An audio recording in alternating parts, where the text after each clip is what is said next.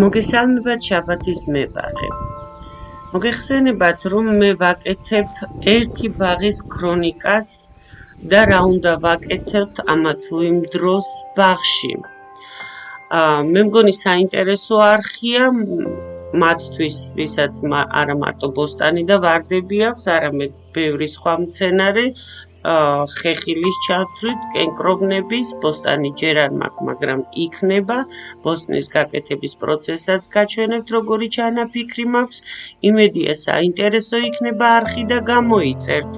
ქვემოთ ღილაკ subscribe-ს დააჭერთ, გამოჩნდება ზარუკა, ზემოთ მიუთითებ იმ ზარუკაზე all-ს და გახდებით ჩემი გამომწერი.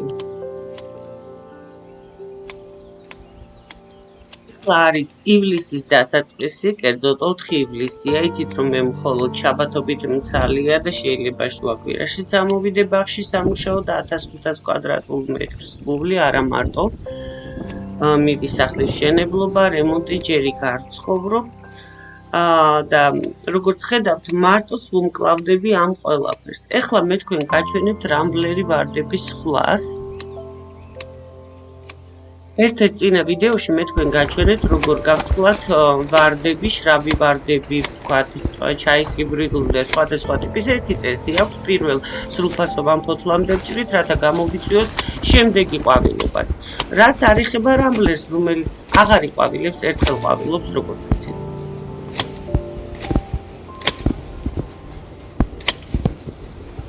ეს არის რამბლერის ვარდი. ვიცით რომ ყვავის ერთხელ, ხო? ყვავილობის შემდეგ თავისუფლად შეგვიძლია ესეთი დიდი მაკრატლით. აი როგორც ბუჩქს ვაძლევთ ფორმას, თამამად გადავჭრათ. აქ არ აქვს მნიშვნელობა პირველი სრულფასოვანი ფოთოლი და ასე შემდეგ. ამის ფორმირება თუ გვინდა ფორმირება, ანუ გაახალგაზრდავება, უბრალოდ ეს კეთდება გაზაფხულზე, როდესაც ფოთოლი მთლიანად ჩამოყრილი გაქვთ და ხედავთ რომელ ტოტს მისდევთ.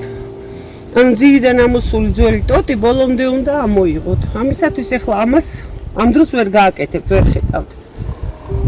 და გაზაფხულზე, როდესაც ფოთოლს დაყრის, ამის კეთება უფრო ადვილია. ასე რომ ყვავილობის შემდეგ ესე იგი ვჭრით რამბლერს მთლიანად.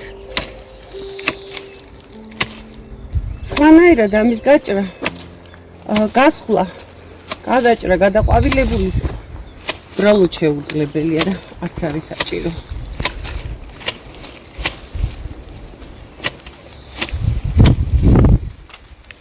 რატომ ვაკეთებთ ასე? ვიცით რომ რამბლერი ყვავილობს წინა წლის ტოტებზე მხოლოდ. ახლა რომ გადავჭრი ამ ყველაფერს, ეს გამოიღებს, გაისვრის ახალ შოლტებს, რომელზეც იყვავილებს მომავალ გაზაფხულზე.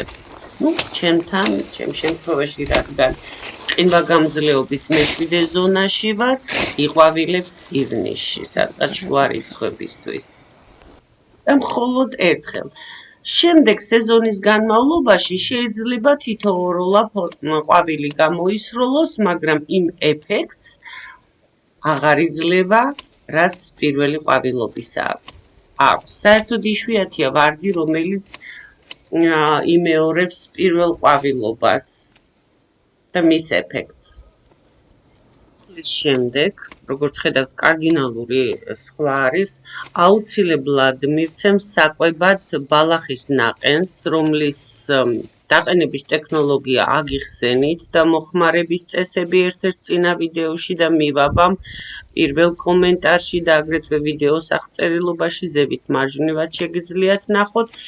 ბალახის ნაყენი შეიცავს ყველა იმ ნივთიერებას, რომელიც ამ დროს ჭირდება მცენარებს, რადგან თვითონ იმ ბალახმაც აიღო ის ყველა ნივთიერება და ეხლა გასცემს ამ ნაყენის შედეგად, რაც მცენარეს ჭირდება ზრდისთვის და ჯანმრთელობისთვის.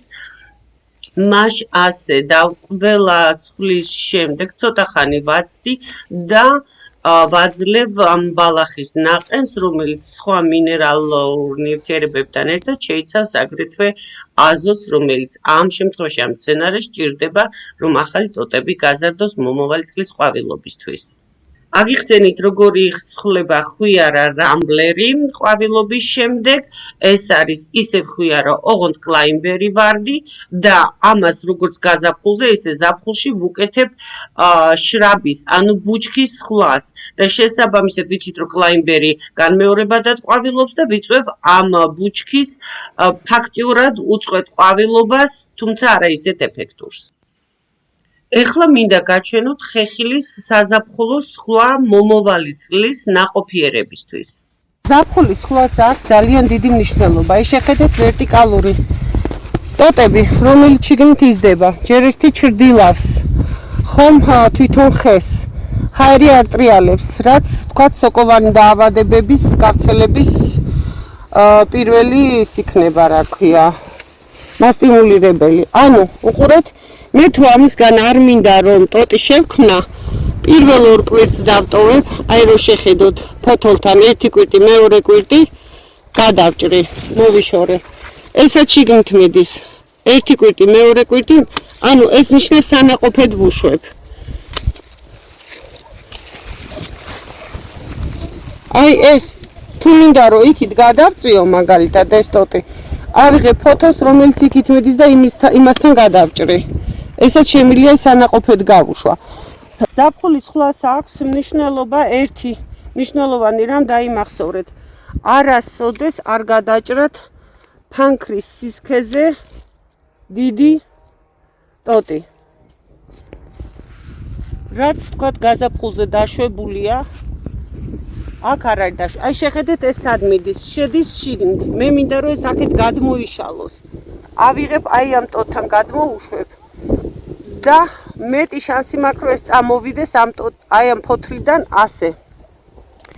ამას გავუშვებ სანაყოფედ. ეს არ გადმოვა სანაყოფედ, ისევ სანაყოფედ.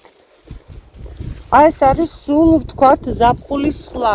მნიშვნელოვანი, აი შეხედეთ, ეს შედის შიგნით. ეს შემიძლია აქეთ გადმოვიყვანო. ნახეთ, აი ეს აქ უკვე გაიკეთა, მაგრამ ეს უფრო მაწყობს. ამას მოვაცლი, იქით არ მინდა წავიდეს. გადმოუშვებ აი ამ ტოტზე. აქეთ გადმოიშლება. ეს შიგნით მიდის. გავუშვებ სანაყოფედ. სანაყოფედ. აი ესაც შიგნით მიდის. უშვებ ნაყოფზე. შიგნით. გარეთ მოდის. გადმოვშალოთ.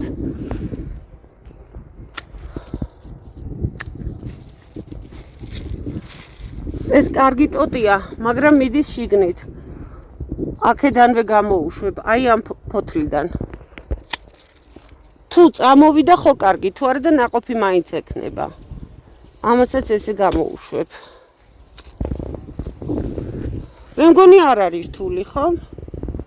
თავარი წესია არ იყოს სქელი. ფანქარზე სქელი.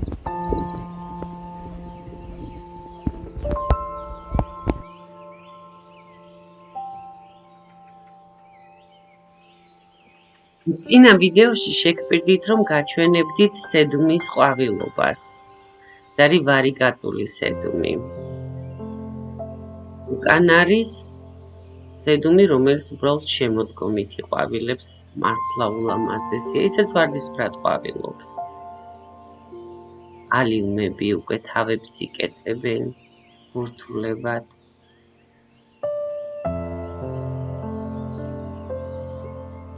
მეორე სედუმსაც გაჩვენებთ. უფრო არის ისეთი ბორდოსფერი და უფრო ესეთ მკვეთრ წითელ ყვავილებს იკეთებს.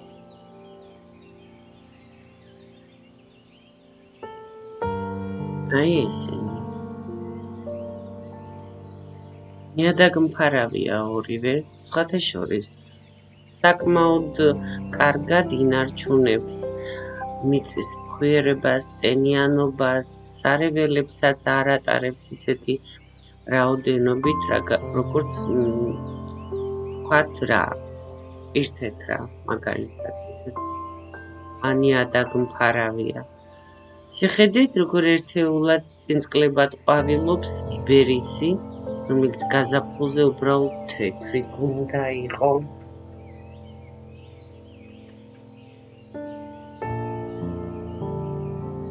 ულამაზესი ახლა ლავანდულები.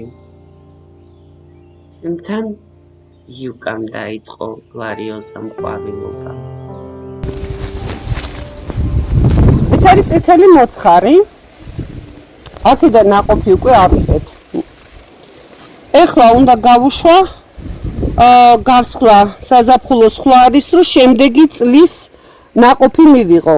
ანუ მოცხარი გაზაფხულის სხვა ნახეთ, ვიდეო მიდევს. მოცხარი ისხლება, ახალი წამონაზარდები, წლევანდელი წამონაზარდები უნდა დამოკლდეს. ნაყოფი იქნება, სადაც გადავჭერით იქიდან. თავები უნდა დავუმოკლოთ. ისევ ფანქარზე სქელი ჭრა არ უნდა იყოს. მოგეჩვენებათ, რომ წელლემანდელი ნაზარდი ვთქვათ გახევებულივით არის, მაგრამ როლიცოდეთ, ეს არის ფანტასტიკური დასაკავებელი მასალა ეს.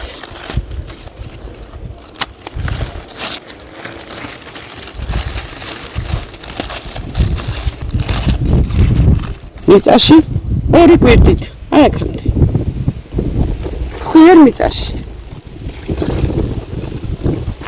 თუ გინდათ ბევრი მოსავალი და დიდი ბუჩქი არ იყოს, ხომ? აი ზაფხულობით გააკეთეთ, რასაც მე ვაკეთებ ახლა. არაფერი რთული ამაში ფიქრობ არ არის. და დიდი დროც არ მიაქვს.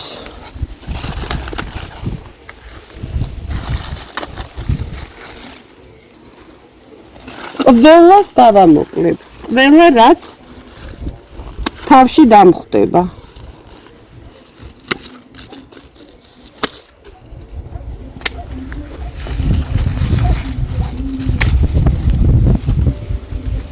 აი ამ გამხმარ ნაწილს მოვაცლი. შეესმინდა ენახე ხერხავია კავსაი, შეხედე. აი ამას მოვაჭრი. სუფთა ნაწილამდე. და რა თქმა უნდა მოჭრილებს აკტოვებთ აქ.